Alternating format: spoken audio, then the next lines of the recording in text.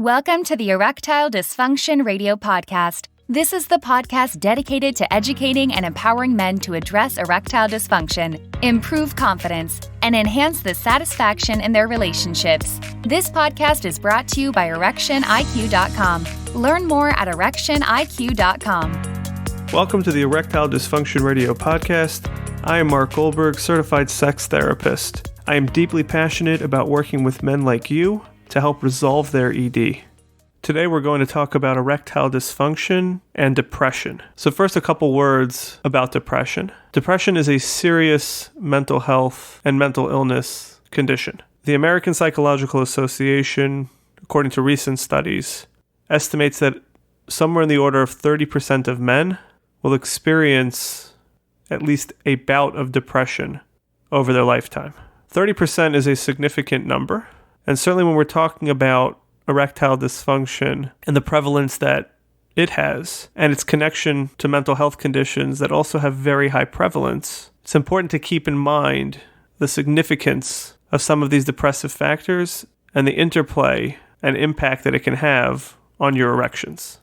One other note here is that if you are experiencing depression, addressing just that symptom for the sake of alleviating your erectile dysfunction is not advisable and in no way is adequate treatment. Bona fide depression should be treated either with a mental health professional or with a medical professional and should not be viewed as just a cause of erectile dysfunction alone.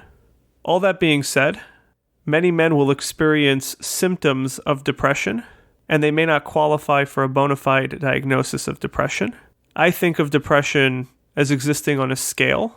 I think we all experience elements of depression at times, and it's those elements that potentially can have a negative impact on our erections that we're going to be focusing on in today's episode. Again, as we've emphasized in previous episodes, you do not need to have a diagnosis of depression to experience symptoms of depression, and even without a diagnosis, those symptoms can have a negative impact on your erection.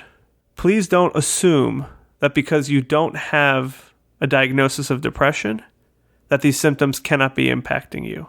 I've seen many men, similar to you, who experienced one or two symptoms of depression, but didn't quite qualify for a diagnosis. And those symptoms may have been caused by particular situations in their life, and really were not indicative of a long-term mental health or mental illness. And yet they were still significant enough to negatively impact erections, to play a role in erectile dysfunction, to the point that when they were resolved, so was the ED. So with that, let's look at some of the primary symptoms of depression that can have a negative impact on your erections. Two symptoms of depression that I'm going to categorize together are loss of energy and change in sleep patterns, in particular, and more commonly, fatigue.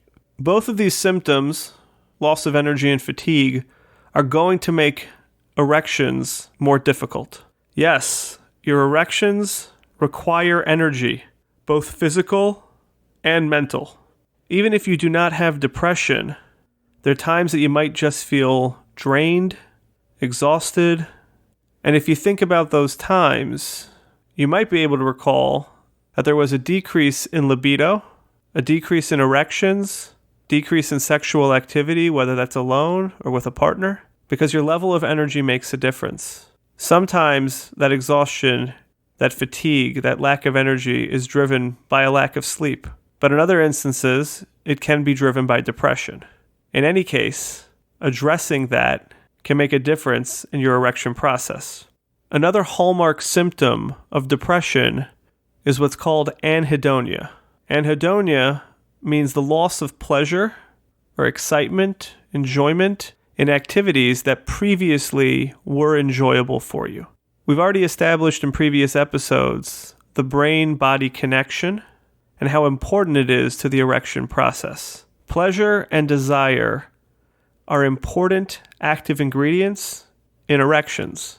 If you don't want sexual pleasure, if you're not interested in it, it is going to be very difficult to gain and maintain an erection. One of the ways to differentiate between loss of libido and anhedonia is to take some time and to assess if this is happening in any other areas of your life. Generally speaking, if you're experiencing anhedonia, it will not be limited to the sexual realm, and it may be present in other areas, including hobbies, social activities, other forms of bodily pleasure, and the like.